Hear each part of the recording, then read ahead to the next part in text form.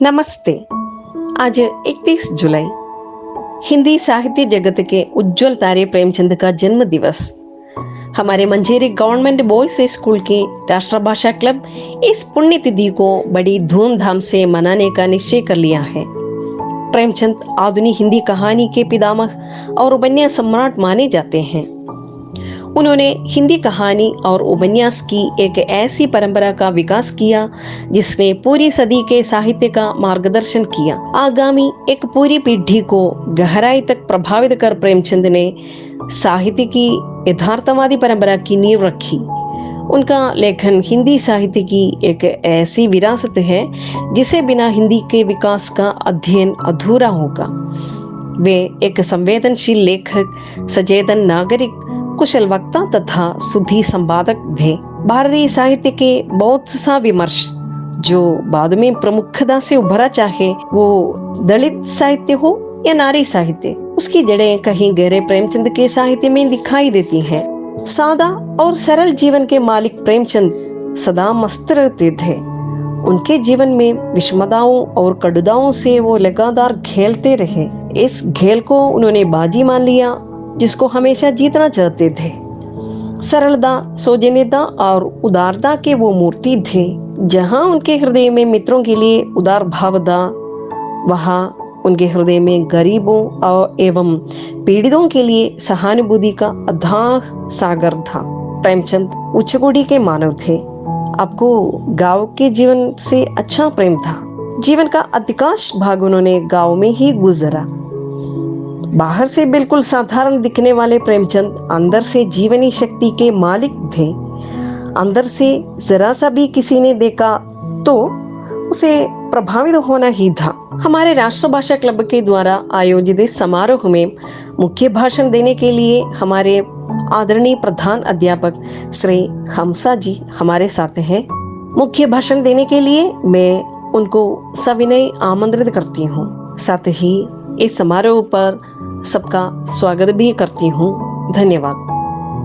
പ്രിയമുള്ളവരെ, നമസ്കാരം. ഹിന്ദി സാഹിത്യത്തിലെ ഉജ്ജ്വല നക്ഷത്രമായിരുന്ന പ്രേംചന്ദിന്റെ ജന്മവാർഷിക ദിനമാണ് പ്രേംചന്ദ് ജയന്തിയായി ആഘോഷിക്കുന്നത്. ഇത്തരമൊരു ചടങ്ങ് സംഘടിപ്പിച്ച ഹിന്ദി ക്ലബിനെയും അതിന് നേതൃത്വം കൊടുക്കുന്ന എൻ്റെ സഹപ്രവർത്തകരെയും ആദ്യമായി അഭിനന്ദിക്കുന്നു. ഹിന്ദി സാഹിത്യത്തിലെ എല്ലാ മേഖലകളിലും തൻ്റെതായ വ്യക്തിമുദ്ര പതിപ്പിച്ച വ്യക്തിയാണ് പ്രേംചന്ദ്. ഹിന്ദിയിലും ഉറുദുവിലും വിപുലമായ സാഹിത്യലോകം സൃഷ്ടിച്ച അദ്ദേഹത്തിൻ്റെ പല കൃതികളിലും സമ്പന്നരുടെ മാളികമുറ്റങ്ങളിൽ മരിച്ചു വീഴാൻ വിധിക്കപ്പെട്ട അടിയാളരുടെയും ദരിദ്രരുടെയും നിശബ്ദമായ കണ്ണുനീർ വിങ്ങി നിൽക്കുന്നു. അദ്ദേഹത്തിൻ്റെ വിലപ്പെട്ട കൃതികൾ രാജ്യദ്രോഹപരമാണെന്ന ആരോപണം ഉന്നയിച്ച് ബ്രിട്ടീഷ് ഭരണാധികാരികൾ കണ്ടുകെട്ടി കത്തിച്ചു കളഞ്ഞു. പ്രേംചന്ദിനെ കുറിച്ച് കൂടുതൽ അറിയാനും അദ്ദേഹത്തിൻ്റെ മൂല്യങ്ങൾ ഉയർത്തിപ്പിടിക്കാനും എല്ലാവർക്കും ഈ അവസരത്തിൽ സാധിക്കട്ടെ എന്ന് ആത്മാർത്ഥമായി പ്രാർത്ഥിക്കുന്നു. ഈ ചടങ്ങിന് എല്ലാവിധ ആശംസകളും നേർന്നുകൊണ്ട് നിർത്തുന്നു. നന്ദി, നമസ്കാരം. सबको सादर प्रणाम। उपन्यास सम्राट प्रेमचंद जी के जन्मतिथि के इस पुण्य अवसर पर उनके साहित्यिक देनों को स्मरण करते हुए मैं कुछ बताना चाहती हूँ। उपन्यास सम्राट प्रेमचंद जी एक सबल लेखक, कुशल वक्ता, देशभक्त नागरिक, संपादक और आदर्शोन्मुख यथार्थवादी रचनाकार थे। 20वीं शताब्दी के पूर्वार्ध में जब हिंदी में काम करने की तकनीकी सुविधाएं नहीं थी, फिर भी इतना काम करने वाला लेखक उनके सिवा कोई दूसरा नहीं है। उस महान व्यक्तित्व को नमन करते हुए government Manjeri boys higher secondary school के राष्ट्रभाषा क्लब के द्वारा आयोजित इस प्रोग्राम को उद्घाटन करने के लिए गवर्नमेंट पीटीएम कॉलेज पेरिंदलमन्ना के हिंदी विभागाध्यक्ष और असिस्टेंट प्रोफेसर डॉक्टर राखी बालगोपाल जी को तहे दिल से मैं आमंत्रित करती हूँ। नमस्ते। गवर्नमेंट हायर सेकेंडरी स्कूल मंझेरी के हिंदी विभाग द्वारा आज प्रेमचंद जयंती समारोह मनाया जा रहा है। वैसे इस वर्ष 141वां प्रेमचंद जयंती समारोह मना रहे हैं। हर वर्ष ये प्रक्रिया जारी है क्योंकि पाठक गण कभी भी प्रेमचंद की कृतियों को भूल नहीं सकते हैं। प्रेमचंद तो चले गए लेकिन उनकी रचनाएं आज भी बोल रही हैं। और सबसे अधिक बात तो ये है कि आज हम देख रहे हैं कि किसान सड़क में अपनी हक की लड़ाई लड़ रहे हैं, तब तो हम होली को कैसे भूल सकते हैं। तो प्रेमचंद ने जिस बात को उस समय रखा था, इतने सालों के बाद भी उन्हें न्याय नहीं मिला है। प्रेमचंद ने अपने सभी कृतियों में वैसे समाधान बहुत कम दिया है। वे समाज में निहित समस्याओं को हमारे सामने पेश करते हैं और उस व्यवस्था की ओर हमें संकेत भी देते हैं। ये इसलिए कि हमें निर्णय लेना पड़ता है कि असल में कहाँ करेक्शन होना चाहिए, लेकिन अभी तक वो करेक्शन पूर्ण नहीं हुआ है शायद। प्रेमचंद ने सभी तरह के समस्याओं को, समय भारत में मौजूद सभी तरह के समस्याओं को पेश किया था अपनी कृतियों से। तो इस प्रकार के व्यवस्था के खिलाफ ही प्रेमचंद ने अपना संघर्ष कलम के माध्यम से आगे रखा था। कहानियों के उनकी जो श्रृंखला थी, अगर वो हम ले तो देख सकते हैं कि पहले की कहानियां जो थी सांस्कृतिक, देशभक्त और सुधारवादी कविताएं जैसी थी, लेकिन बाद में आकर उनकी कहानियों का रूप ही बदलने लगा। वो जान गए कि थोड़े बहुत सशक्त होना चाहिए, तो इस कारण मध्य वर्ग की समस्याओं को, निम्न वर्ग की समस्याओं को उन्होंने उजागर किया। अंत तक कफन तक आते आते हम देखते हैं कि कैसे आदर्शवाद, आदर्शोन्मुख यथार्थवाद को तोड़कर वो अति यथार्थवाद बन गए। तो प्रेमचंद जैसे कहानीकार, वहां पे किसी को वो स्थान उन्हें देने की कोई जरूरत नहीं। पाठकगण ने उन्हें एक सिंहासन दे दिया है, उस सिंहासन पर वे आज भी विराजमान हैं। तो ये खुशी की बात है कि हिंदी विभाग, वहां का हिंदी क्लब जो है,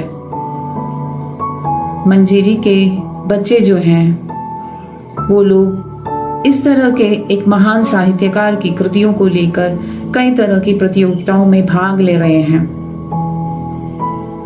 और उनके लिए प्रेरणा देने वाले अध्यापकगण को भी मैं शाबाशी दे रही हूँ, क्योंकि उनकी प्रेरणा से बच्चे ये काम करते हैं। उन्होंने प्रेमचंद के बारे में, प्रेमचंद के साहित्य के बारे में बच्चों को बताया ही होगा ना, तो इसी कारण बच्चे उससे आकृष्ट होकर प्रेमचंद को समझकर, प्रेमचंद के साहित्य को समझने के बाद वो इसके लिए तैयार हुए हैं। अच्छी बात है, क्योंकि मात्र परीक्षाओं में इस तरह के यानी कि अंक पाने के लिए कुछ लिखना मात्र नहीं है, बल्कि उन्होंने जो कुछ भी बातें बताई हैं वो समाज में आगे ले जाना है, हमें उस व्यवस्था को बदल डालना है। तो कौन बदलेगा? आने वाला पीढ़ी ही। जो हमसे हो सके वो तो हम करेंगे ही, उसी तरह अगली पीढ़ी को मार्गदर्शन करना हमारा भी कर्तव्य, हम जैसे अध्यापकों का कर्तव्य है। तो ये एक अच्छा संदर्भ है कि मुझे चंद लफ्ज बोलने का अवसर दिया गया, और मैं यहाँ पे घोषणा करती हूँ कि आप लोगों का ये जो समारोह है, प्रेमचंद जयंती समारोह, उसका मैं औपचारिक तौर पर उद्घाटन कर रही हूँ और आप लोगों से विदा लेना चाहती हूँ। धन्यवाद, और आप लोगों को सारी शुभकामनाएं भी दे रही हूँ। Manjeri government boys higher secondary school के उप प्रधानाध्यापिका श्रीमती अजिता टीचर को हिंदी क्लब द्वारा आयोजित प्रोग्राम को बधाइयाँ देने के लिए इस वेदी पर സന്തോഷപൂർവ്വം സ്വാഗതം करती हूँ। ബഹുമാനപ്പെട്ട head master Shri Hamsa sir, നമ്മുടെ പ്രേംചന്ദ് ദിനാചരണം ഉദ്ഘാടനം ചെയ്ത പെരിന്തൽമണ്ണ PTM ഗവൺമെൻറ് കോളേജിലെ ഹിന്ദി HOD ആയ ഡോക്ടർ രാഖി ബാലഗോപാൽ, പ്രിയപ്പെട്ട കുട്ടികളെ, രക്ഷിതാക്കളെ, സുഹൃത്തുക്കളെ, നമസ്കാരം. പ്രിയരെ, ഇന്ന് ജൂലൈ 31, പ്രേംചന്ദ് ജയന്തി. നമ്മളെല്ലാവരും ഇന്നും ആദരവോടെ ഓർക്കുന്ന ഉപന്യാസ സാമ്രാട്ട് പ്രേംചന്ദ്. കലം കാ സിപായി എന്ന പേരിലാണ് അദ്ദേഹം അറിയപ്പെടുന്നത്.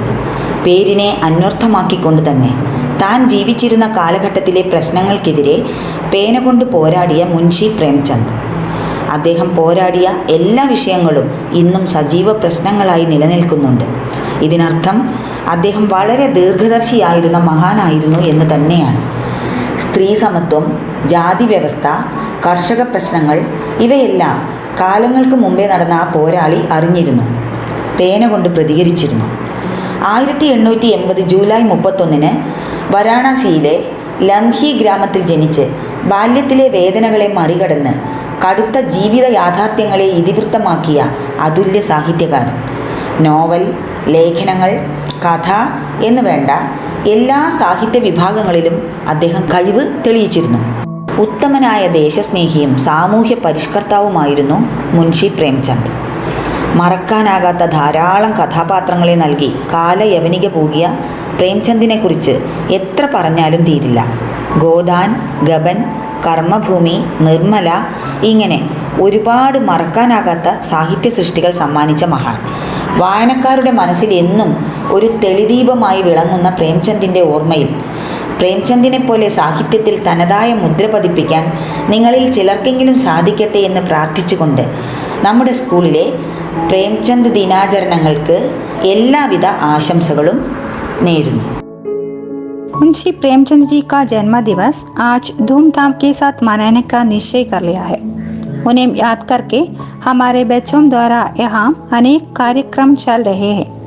इस मौके पर 10वीं कक्षा के छात्रा अवंतिका भैमी को प्रेमचंद जी के जीवन चरित्र को मलयालम में प्रस्तुत करने के लिए सहर्ष स्वागत करती हूँ। सुनिए। എല്ലാവർക്കും നമസ്കാരം. ഞാൻ അവന്തിക ഭൈമി. ഹിന്ദി പഠിക്കുന്ന ഒരു വ്യക്തിയെ സംബന്ധിച്ചിടത്തോളം തീർച്ചയായും അറിഞ്ഞിരിക്കേണ്ട ഒരു വ്യക്തിത്വമാണ് മുൻഷി പ്രേംചന്ദിൻ്റേത്. മുൻഷി പ്രേംചന്ദ് ഹിന്ദി സാഹിത്യത്തിലെ എക്കാലത്തെയും പ്രശസ്തനായ എഴുത്തുകാരനാണ്. ഇന്ന് ജൂലൈ 31 മുൻഷി പ്രേംചന്ദിന്റെ ജന്മദിനമാണ്. 1880 ജൂലൈ 31 ബനാറസിക്കടുത്തുള്ള ലമഹി എന്ന ഗ്രാമത്തിലാണ് അദ്ദേഹം ജനിച്ചത്. അദ്ദേഹത്തിന്റെ അച്ഛൻ പോസ്റ്റ് ഓഫീസിൽ ക്ലർക്കായിരുന്നു. അദ്ദേഹത്തിന്റെ അമ്മ ഒരു കുലീനയായ സ്ത്രീയായിരുന്നു. അദ്ദേഹത്തിന് ഒരു സഹോദരി ഉണ്ടായിരുന്നു. 8 വയസ്സായപ്പോഴേക്കും അമ്മ മരിച്ചു. ചേച്ചിയുടെ വിവാഹം കഴിഞ്ഞു. അമ്മൂമ്മയാണ് പിന്നീട് അദ്ദേഹത്തെ വളർത്തിയത്. അമ്മൂമ്മയുടെ മരണശേഷം വളരെയധികം ഒറ്റപ്പെടൽ മുൻഷി പ്രേംചന്ദ് അനുഭവിച്ചു. അച്ഛൻ സ്ഥലം മാറ്റം കിട്ടിപ്പോയി. അപ്പോഴേക്കും അച്ഛൻ വേറൊരു സ്ത്രീയെ കല്യാണം കഴിച്ചു. രണ്ടാനമ്മയുടെ ക്രൂരതയിൽ മരം നൊന്ത കുട്ടി പുസ്തകങ്ങളെ ആശ്രയിച്ചു. സ്കൂൾ റിസൾട്ടിൽ 2nd ഗ്രേഡ് കിട്ടി. 2nd ഗ്രേഡ് ആയതിനാൽ അടുത്ത അഡ്മിഷന് സാധ്യമാവാതെ വന്നു. പിന്നീട് അദ്ദേഹം ഒരു ബുക്ക് ഏജന്റായി വർക്ക് ചെയ്യാൻ തുടങ്ങി. ഇതിനിടയിൽ ഒരു വക്കീലിന്റെ മകനെ പഠിപ്പിക്കാനുള്ള അവസരം പ്രേംചന്ദിന് ലഭിച്ചു. 15 വയസ്സായപ്പോൾ വിവാഹാലോചന വന്നു. അങ്ങനെ അദ്ദേഹത്തിന്റെ വിവാഹം നടന്നു. എന്നാൽ ഒട്ടും തന്നെ സൗന്ദര്യമില്ലാത്ത, ഏതിനും വഴക്കുണ്ടാക്കുന്ന ഒരു സ്ത്രീയായിരുന്നു അത്. ജീവിതം ദുസ്സഹമായപ്പോൾ വിവാഹമോചനത്തിന് അദ്ദേഹം നിർബന്ധിതനായി. പിന്നീട് 25-ാം വയസ്സിൽ ശിവറാണി ദേവി എന്ന അതിസുന്ദരിയായ ഒരു വിധവയെ വിവാഹം കഴിച്ചു. അതോടെ ജീവിതം അർത്ഥവത്താവാൻ തുടങ്ങി. എഴുത്തിൽ വീണ്ടും സജീവമായി. ഏറ്റവും മികച്ച സൃഷ്ടികൾ രചിച്ചു തുടങ്ങി.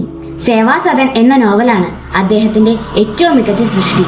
ഇതിനിടയിൽ ബിരുദ പഠനം പൂർത്തിയാക്കിയിരുന്നു. ഉപന്യാസ് സാമ്രാട്ട് എന്ന പേരിലാണ് മുൻഷി പ്രേംചന്ദ് അറിയപ്പെടുന്നത്. 1936 ഒക്ടോബർ 8 അദ്ദേഹം നിര്യാതനായി. हमारे 9वीं कक्षा के छात्र हरिशंकर प्रेमचंद के कुछ मुख्य रचनाओं की विशेषताएं हमसे बताना चाहता है. कृपया सुनिए. मैं एक मजदूर हूँ. जिस दिन में कुछ लिख न लूं, उस दिन मुझे रोटी खाने का कोई हक नहीं है. ये भारत का उपन्यास सम्राट मुंशी प्रेमचंद का शब्द है. मुंशी प्रेमचंद का कालखंड भारत के इतिहास में बहुत महत्व का है. आज मैं यहाँ उनके कुछ किताबों से आप सबको मिलवाना चाहता हूँ. गोदान मुंशी प्रेमचंद का एक सर्वश्रेष्ठ उपन्यास है, जिसमें उन्होंने किसानों की स्थिति पर प्रकाश डाला है. किसान के जीवन में एक पशु के महत्व को शब्दों द्वारा चित्रित किया है. इसमें एक गांव के कथा और एक शहर के कथा समानांतर चलता है. मुंशी प्रेमचंद का एक महत्वपूर्ण रचना है गोदान.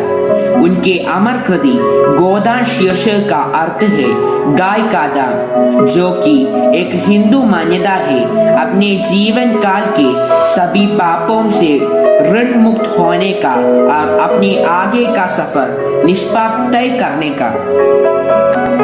गबन मुंशी प्रेमचंद का एक और सरल कृति है गबन।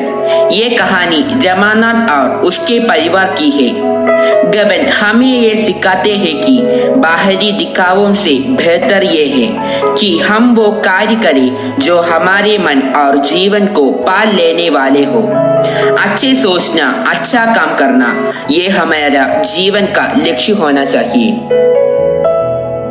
प्रतिज्ञा। प्रतिज्ञा मुंशी प्रेमचंद के उत्तम कृतियों से एक है।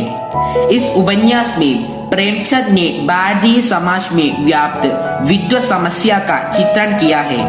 पूर्ण पत्र के द्वारा समाज में तिरस्कृत और पीड़ित विधवाओं की मजबूरियों का मर्मस्पर्शी चित्रण किया गया है। मंगलसूत्र ये प्रेमचंद का अंतिम और अपूर्ण उपन्यास है। मुंशी प्रेमचंद किसी परिचय के मोहताज नहीं है। हिंदी साहित्य और प्रेमचंद एक दूसरे के पूरक नाम कह सकते हैं। धन्यवाद। हमारे छठी कक्षा के जानवी प्रेमचंद के बारे में कुछ बातें बताने की चिंता में है। सुनिए उसकी बातें। सबको मेरा प्रणाम। मैं 6F से जानवी हूँ। मैं आपको मुंशी प्रेमचंद के बारे में कुछ बताती हूँ। 1838 के जुलाई 31 को धनपत राय श्रीवास्तव का जन्म उत्तर प्रदेश के लम्ही गांव में हुआ। उनकी माता आनंदी देवी और पिता मुंशी आर्यभाई थे। वे अध्यापक और लेखक थे। वे उर्दू और हिंदी में लिखा करते थे। उनके पत्नी शिवरानी देवी थे। मुंशी प्रेमचंद नवाब राय नाम से लिखा करते थे, पर फिर प्रेमचंद नाम से लिखना शुरू किया। बड़े घर के बेटे, यह है उनके प्रेमचंद नाम से लिखा हुआ प्रथम पुस्तक। गोदान, कर्मभूमि, गबन आदि उनके प्रधान पुस्तक हैं। मुंशी प्रेमचंद का पुस्तक पढ़ते ही हमें समझ आएगा कि वे गांधी जी के बातों का पालन करने वाला आदमी थे। 1936 का अक्टूबर 8 को उनकी देहांत हुआ। तब उनके आयु 52 था। धन्यवाद। ईदगाह कहानी सबको पसंद है ना? देवनंदा प्रेमचंद के ईदगाह नामक कहानी हमारे सामने प्रस्तुत करना चाहती है। वो कहानी सुनिए। उपन्यास सम्राट मुंशी प्रेमचंद को सादर प्रणाम। प्रेमचंद का एक सुंदर कहानी है ईदगाह। इस कहानी का नायक हामिद एक छोटा बालक है। उसको माता पिता नहीं थी। दादी आमीना बहुत मेहनत करके उसका पालन करती थी। ईद के दिन सब बच्चे नए कपड़े पहनते थे और मिठाइयाँ खाते थे, लेकिन हामिद को कपड़े खरीदने के लिए आमीना के पास पैसा नहीं थी। वह बहुत दुखी थी। आमीना के पास सिर्फ 2 पैसे थे। हामिद सब बच्चों के साथ ईदगाह के लिए जाते हैं। दादी आमीना अपना मिठाई खरीदने के लिए 2 पैसा देती है, लेकिन हामिद खिलौने और मिठाइयाँ नहीं खरीदता है। उस सभी बच्चों खिलौने खरीदते हैं। हामिद एक चिमटा खरीदता है। घर के वापस आकर हामिद अपना चिमटा आमीना को देते हैं। आमीना नाराज होकर उसे डांटती है, लेकिन हामिद कहता है दादी माँ की उंगलियां न जलने के लिए उसने चिमटा खरीद लिया। आमीना गुस्से से गेला लगाया। प्रेमचंद का एक कहानी बाल मनोविज्ञान पर आधारित है। हामिद एक अच्छा पात्र है। प्रेमचंद का प्रमुख पात्रों में हामिद को भी स्थान है। धन्यवाद। नवीं कक्षा के महक प्रेमचंद के बारे में कुछ बातें बताना चाहती हैं। उसकी आवाज सुनिए। मेरा नाम महक है। मैं नवीं कक्षा में पढ़ रही हूँ। मैं मुंशी प्रेमचंद को परिचय कराना चाहती हूँ। मुंशी प्रेमचंद हिंदी और उर्दू के महान लेखकों में से एक हैं। 31 जुलाई 1880 को बनारस के एक छोटे से गांव लम्ही में उनका जन्म हुआ। उनकी माता का नाम आनंदी देवी और पिता का नाम अजायब राय था। उनके पिता एक पोस्ट मास्टर थे। वह एक साधारण परिवार के सदस्य थे। 15 वर्ष की आयु में उन्होंने पहला विवाह किया। बाद में उन्होंने 25 वर्ष की आयु में एक विधवा से पुनः विवाह किया। उनका नाम था शिवरानी देवी। प्रेमचंद ने अपने जीवन में बहुत सारे कठिनाइयों का सामना किया। उनको उपन्यास सम्राट कहा जाता है। उनकी मृत्यु 8 अक्टूबर 1936 को हुई। प्रेमचंद के महत्वपूर्ण उपन्यास गोदान की नायिका धनिया की विवशतापूर्ण जीवन के एक शब्द चित्र 8वीं कक्षा के आनंद कृपाल यहाँ देना चाहता है। कृपया सुनिए। नमस्ते, मैं आनंद कृपाल 8वीं कक्षा में पढ़ रहा हूँ। मैं मुंशी प्रेमचंद के उपन्यास गोदान के मुख्य पात्र धनिया के चरित्र के बारे में कुछ बातें बताना चाहता हूँ। उपन्यासकार प्रेमचंद अपने पात्रों के चरित्र चित्रण में अत्यधिक सतर्क और सिद्ध लेखक थे। उनके चित्र में पात्रों के व्यक्तिगत विकास को एक निश्चित योजना होती थी, जिसकी पुष्टि गोदान के पात्रों को देखने से होती थी। इस उपन्यास का प्रमुख पात्र होरी, धनिया, मेहता, मालती और ताई साहब। चरित्र चित्रण में पात्रों के गुण और दोष दोनों भी स्वाभाविक रूप में आते हैं। धनिया के चरित्र चित्रण अत्यंत स्वाभाविक और सूझबूझ से भरा हुआ है। प्रेमचंद ने धनिया के रूप में ग्रामीण नारी का वास्तविक स्वरूप सामने रखा है। गोदान में धनिया का ही चरित्र चित्रण प्रधान है। वह इसलिए कि कथाकार का उद्देश्य ग्रामीण परिवेश को प्रमुखता देना रखा है। उन्होंने धनिया के चरित्र को पूरी व्यापकता और परिपूर्णता के साथ सामने रखने का प्रयास किया है तथा इसमें उन्होंने सफलता मिली। धनिया होरी की शीतल छाया है। वह चाहे प्रसन्न हो या अप्रसन्न, होरी से चाहे उसका मत मिलना हो या न मिलना हो, पर हर स्थिति में वह भारतीय पत्नी का आदर्श प्रस्तुत करती है। धन्यवाद। चलो अब सुने एक कविता, एक सुंदर सी कविता जो हमें सुना रही है नमिता। आइए कविता सुने।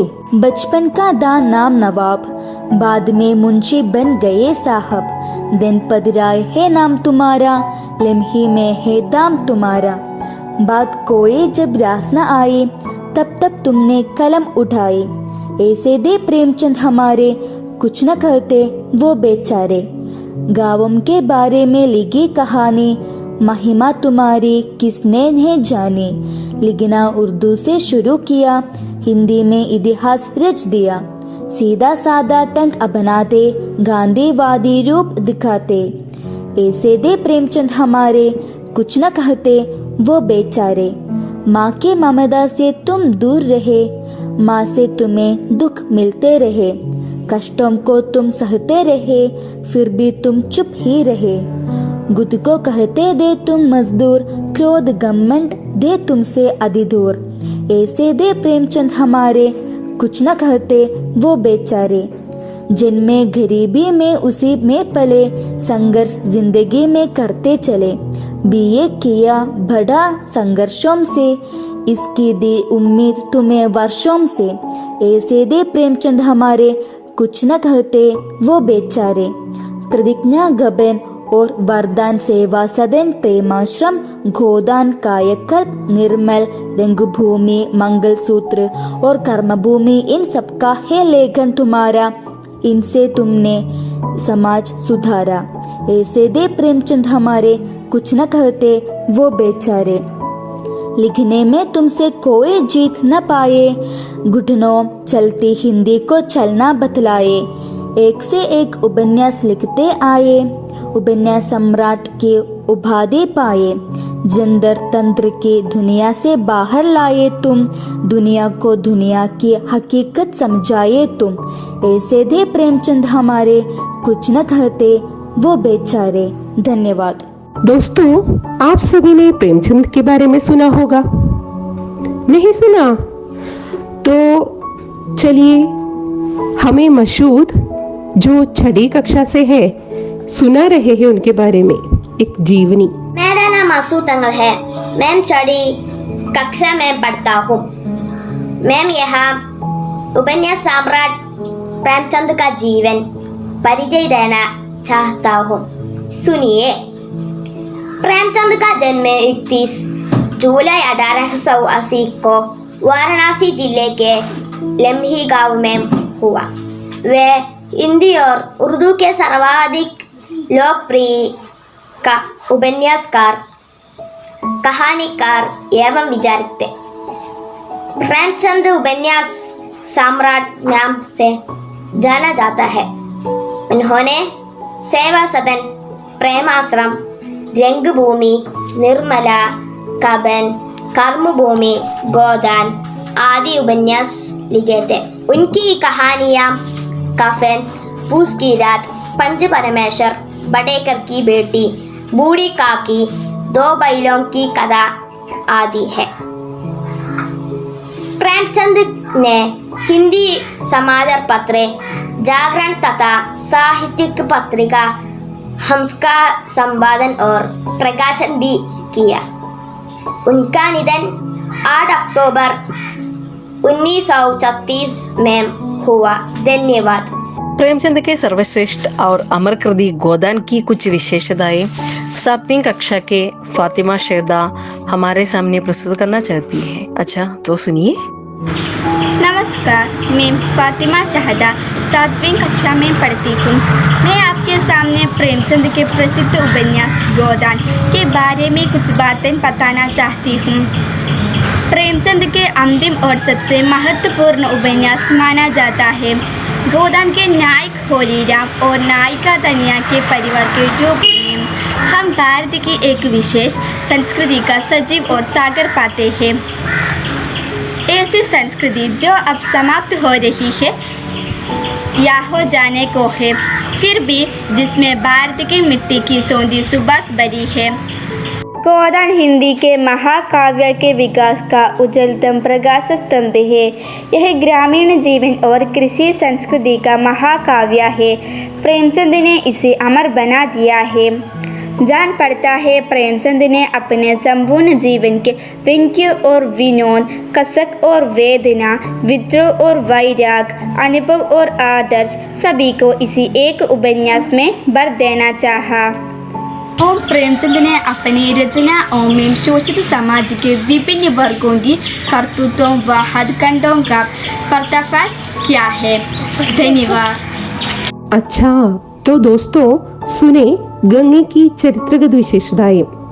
हमें गंगी के बारे में बता रही है 10वीं कक्षा की छात्रा मेधा।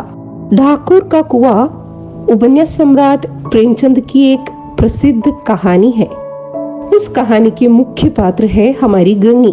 तो सुने गंगी के बारे में। नमस्ते, मेरा नाम मेधा विश्व कुमार, GBHSS मंजेरी के 10वीं कक्षा में पढ़ती हूँ।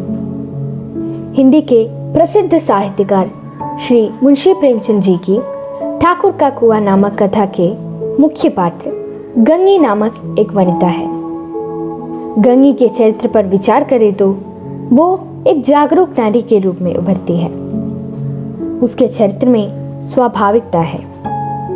जो कुछ कहती है स्पष्ट शब्दों में कहती है। उसकी तीखी चिंता इन शब्दों में है। हम क्यों नीच हैं और वो क्यों ऊंचे हैं। कहानी के शुरू से अंत तक हम उसके मन में पति के प्रति होने वाले प्यार और आकुलता देख सकते हैं। वो अपने बीमार पति को ताज़ा पानी पिलाने के लिए कुछ करने का प्रयत्न भी करती है। गंगी में विद्रोही भावना है, अपने लोगों के प्रति हमदर्दी है तथा चुनौतियों को स्वीकार करने का मन है। प्रेमचंद ने गंगी के जरिए विद्रोह की आग में झुलसती महिला को समाज के बदलते स्वरूप का प्रमाण बना दिया है। धन्यवाद। आइए सुनिए ये जीवनी प्रेमचंद की है जो हमें सुना रही है निरंजना। सबको मेरा प्रणाम। मैं निरंजना सोमराज हूँ। आज 31 जुलाई। आज की विशेषता सब जानते हैं ना। आज मशहूर साहित्यकार मुंशी प्रेमचंद का जन्मदिन है। मैं यहाँ उनकी जीवनी का कुछ अंश प्रस्तुत करना चाहती हूँ। सुनिए। मुंशी प्रेमचंद का जन्म 31 जुलाई 1880 को उत्तर प्रदेश के वाराणसी जिले के लम्ही गांव में एक कायस्थ परिवार में हुआ था। उनकी माता का नाम आनंदी देवी तथा पिता का नाम मुंशी अजायब राय था, जो लम्ही में डाक मुंशी थे। प्रेमचंद हिंदी और उर्दू के महानतम भारतीय लेखकों में से एक थे। उनका मूल नाम धनपत राय श्रीवास्तव, जो नवाब राय और मुंशी प्रेमचंद के नाम से जाना जाता है। 1918 उनका पहला हिंदी उपन्यास सेवा सदन प्रकाशित हुआ। इसकी अत्यधिक लोकप्रियता ने प्रेमचंद को उर्दू से हिंदी का कथाकार बना दिया। हालांकि उनकी लगभग सभी रचनाएं हिंदी और उर्दू दोनों भाषाओं में प्रकाशित होती रही।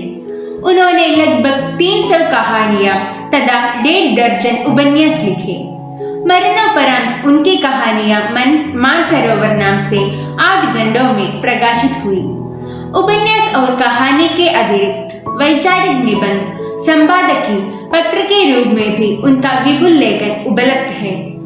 गोधन, कर्मभूमि, रंगभूमि, सेवा सदन, निर्मला और मानसरोवर उनका उल्लेखनीय कार्य है।